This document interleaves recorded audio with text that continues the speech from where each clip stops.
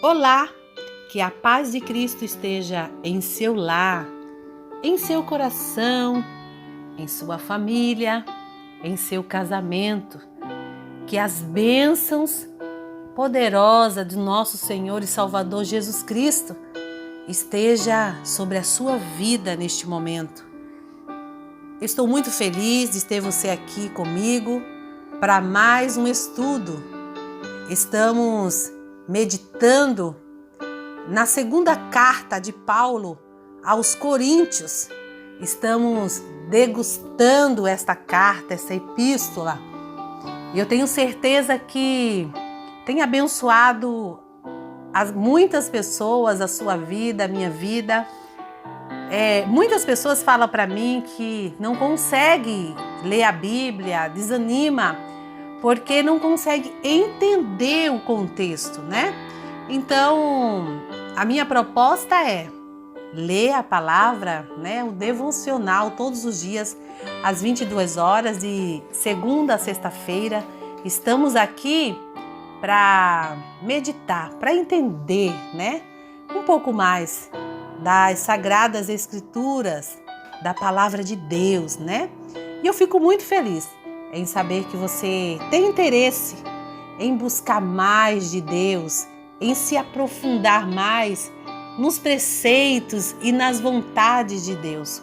Como filho, né? Você tem tomado posse disso. E então, primeiro nós vamos fazer a nossa leitura. Vamos ler um capítulo, que é em 2 Coríntios, capítulo 3. Eu quero te convidar a pegar a sua Bíblia. Todos os dias que você vir para o estudo, traz a sua Bíblia. Traz também um caderninho de anotação, uma caneta, para que você tenha um melhor entendimento, possa guardar mais informações. Primeiro faremos a leitura, depois iremos para a meditação, para o estudo. Hoje nós estamos meditando na segunda carta de Paulo aos Coríntios, capítulo 3. Será que com isso estamos começando a nós recomendar a nós mesmos novamente? Será que precisamos, como alguns, de carta de recomendação para vocês ou da parte de vocês? Vocês mesmos são a nossa carta, escrita em nosso coração, conhecida e lida por todos. Vocês demonstram que são uma carta de Cristo, resultado do nosso ministério. Escrita não com tinta, mas com o Espírito do Deus vivo, não em tábuas de pedra, mas em tábuas de corações humanos. Tal é a confiança que temos diante de Deus, por meio de Cristo. Não que possamos reivindicar qualquer coisa com base em nossos próprios méritos, mas a nossa capacidade vem de Deus. Ele nos capacitou para sermos ministros de uma nova aliança, não da letra, mas do Espírito. Pois a letra mata, mas o Espírito vivifica. O ministério que trouxe a morte foi gravado com letras em pedras. Mas esse ministério veio com tal glória que os israelitas não podiam fixar os olhos na face de Moisés, por causa do resplendor do seu rosto. Ainda que desvanecente, não será o ministério do Espírito ainda muito mais glorioso?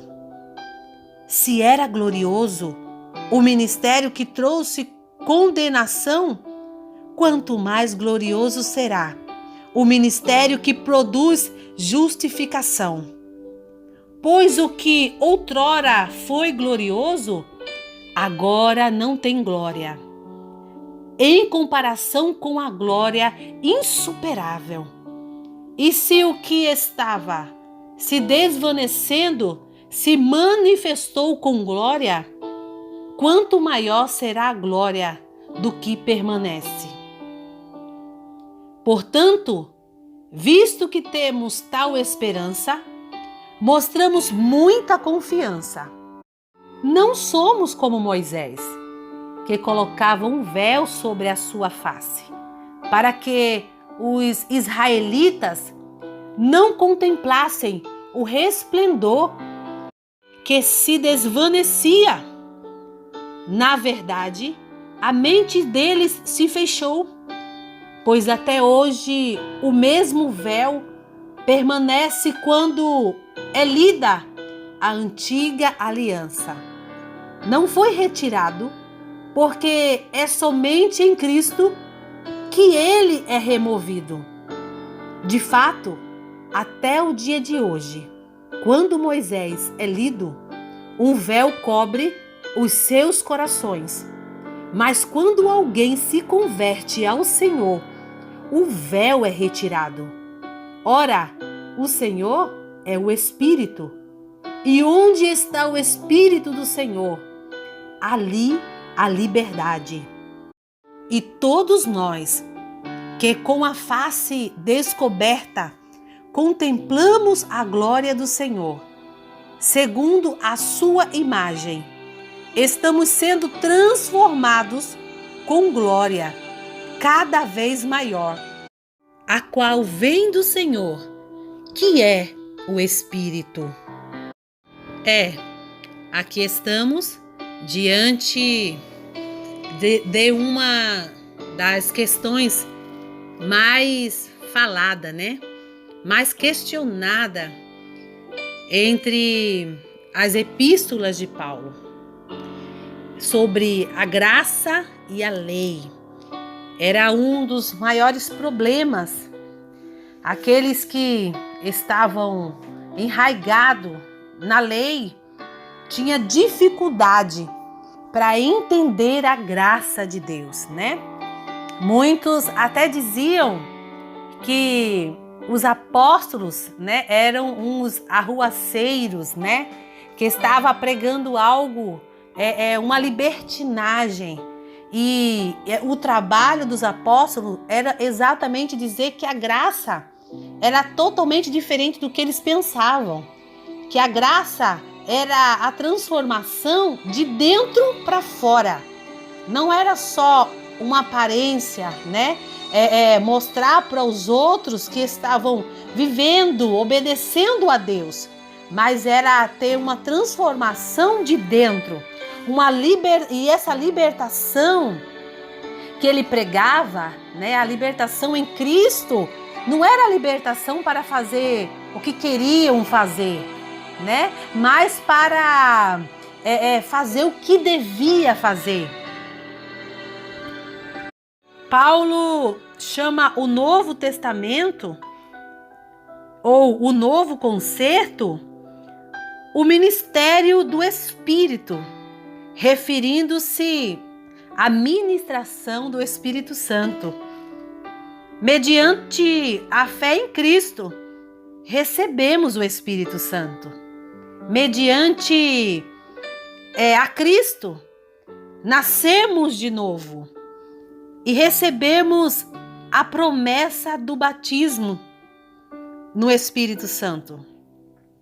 Todos os benefícios redentores em Cristo vêm através do Espírito Santo. É Ele quem nos transmite a presença de Cristo e todas as suas bênçãos. A liberdade que vem através de Cristo é, acima de tudo, a libertação da condenação e da escravidão do pecado. Hoje eu sou livre, não para pecar. Sou livre e escolho ter uma vida com Cristo. Sou livre da condenação. Sou livre da maldição do pecado e do domínio total de Satanás. A verdadeira libertação começa quando o crente se une a Cristo e recebe o Espírito Santo. A libertação da escravidão espiritual é mantida através da presença contínua do Espírito Santo na vida do cristão e pela sua obediência à orientação do Espírito. A liberdade proporcionada por Cristo não é uma liberdade para que o cristão faça o que quer, mas para fazer o que deve, o que é necessário fazer. A liberdade espiritual nunca deve ser usada como um pretexto para o mal, pense nisso, nem como justificativa para conflitos. Tiago 4, 1, 2 ou Pedro 2, 16 ao 25, se você quiser dar uma olhadinha lá. A liberdade cristã deixa o crente livre para servir a Deus. Essa liberdade é para servir a Deus e ao próximo, segundo a sua justiça. Agora somos servos não mais do mundo, né? Não mais de Satanás, mas somos servos de Cristo, vivendo para agradar. Agora eu vivo para agradar a Deus pela sua graça. Quando ele fala no versículo 18, refletindo a glória do Senhor, significa a sua presença, experimentar a sua presença, o seu amor, a sua justiça, o seu poder, através da oração e do Espírito Santo. Quando permanecemos nele e na sua palavra, isso nos traz resultado, né? Em sermos transformados à sua semelhança. Quanto mais estamos em obediência, parceria com o Espírito Santo, mais temos a semelhança de Cristo, mais parecemos com Cristo. Na presente era, essa transformação é progressiva e parcial. Nós que somos servos de Cristo, que temos o Espírito Santo, a nossa mudança, né? O nosso caráter é transformado por Cristo, mas não é da noite para o dia. Isso é progressivo, isso é um trabalho, né? E eu observo que há muita cobrança, às vezes em si mesmo e às vezes com o próximo. E esquecemos que quem transforma, quem liberta é o Espírito Santo. E às vezes nós queremos fazer o trabalho do Espírito Santo. Queremos cobrar, né, do nosso próximo algo que só o Espírito Santo pode fazer. E acredite, o nosso Jesus, o Espírito Santo, ele transforma a mente, caráter, ele muda, né, aquilo que precisa ser mudado. Só que isso não é ao meu tempo, ao seu tempo. Isso é no tempo de Deus, né? E é como a luz da aurora, né? Que vai raiando até chegar a se tornar um dia. E eu falo isso até para você mesmo, para você que decidiu seguir o caminho de Jesus Cristo. Tenha paciência com você. Cada dia seja melhor do que ontem, mas entenda que às vezes você pode tropeçar. Às vezes você pode fazer aquilo que você falou que não iria fazer. E não é por isso que você deve desistir de você. Não deve desistir de Cristo. E não deve desistir de seguir a Jesus por suas falhas.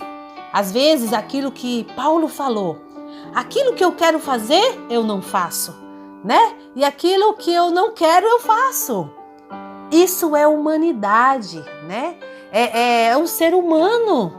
Mas estamos sendo transformados, lapidados por Cristo. E às vezes a religiosidade nos impede de sermos transformados de dentro para fora.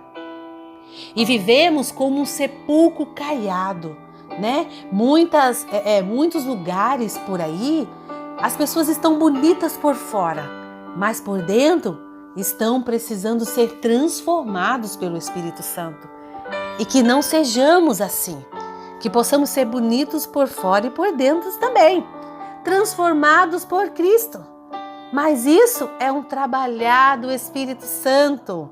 E isso é dia após dia, dia após dia. Nós precisamos entender que não existe ninguém perfeito. Nós estamos lutando para uma santificação. Essa santidade é uma luta contra a nossa carne, né? Contra o nosso eu. Mas a perfeição será completa quando vermos o nosso Senhor face a face. E aí que a nossa transformação será completa. Então, a minha dica para você hoje é: tenha paciência com você. Não desista dos caminhos de Cristo. Não desista de você. Você vai ver que logo, logo você terá grandes resultados em Cristo. Eu observo muitas pessoas até doentes, seguindo, né, o Evangelho, porque ela fala assim: eu nunca vou ser aquilo que a Bíblia diz. Eu nunca vou ser aquilo que Jesus quer que eu seja. Acredite. Vai chegar esse dia, a transformação virá sobre a sua vida. E quando você pensar que não, você já é um novo cristão em Cristo, nascido de novo.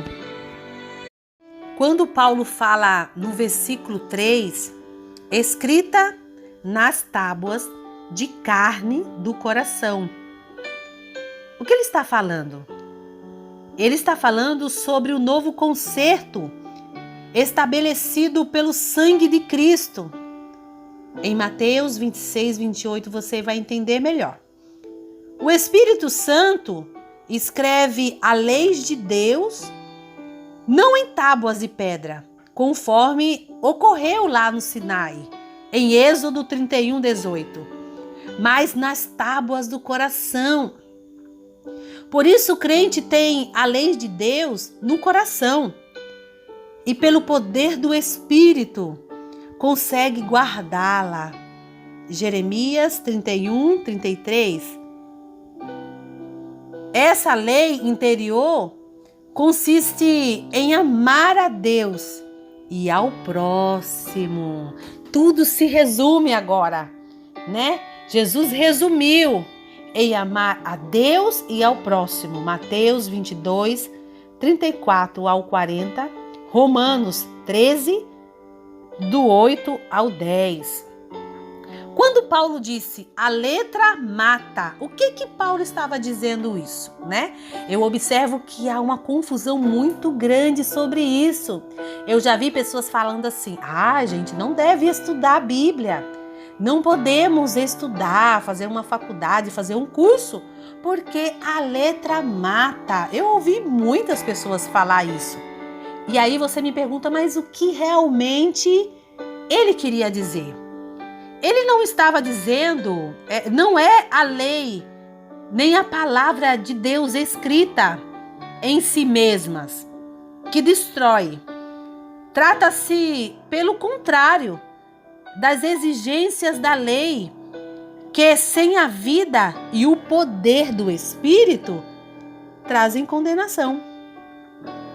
Mediante a salvação em Cristo, o Espírito Santo concede vida e poder espiritual para que o cristão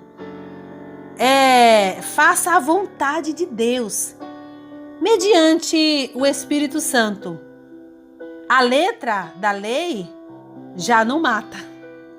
Diante do Espírito Santo, torna-se transformação verdadeira, genuína em Cristo.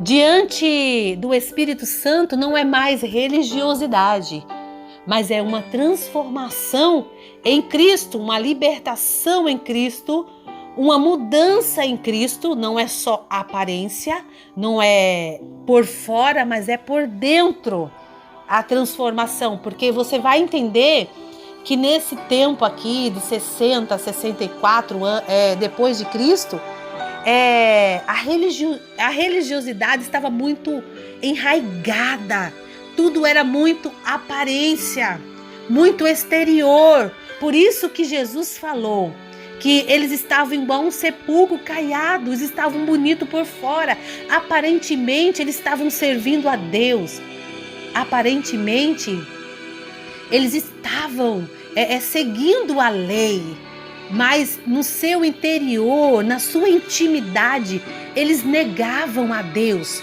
Eles falavam, ó mestre, com a boca, mas eles não adoravam em espírito e em verdade.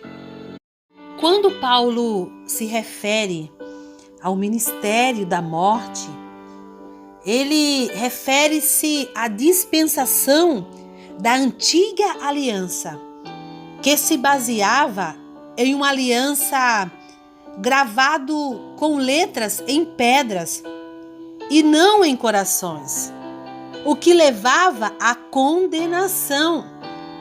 Eles idolatravam o que estava escrito na pedra, mas eles não levavam para o seu coração.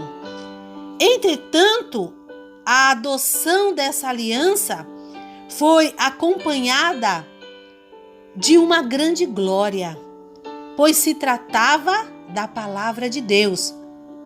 Moisés, como ministro dessa aliança, refletiu sua glória. Apenas em comparação com a nova aliança é que pode se dizer que a antiga aliança já não resplandece.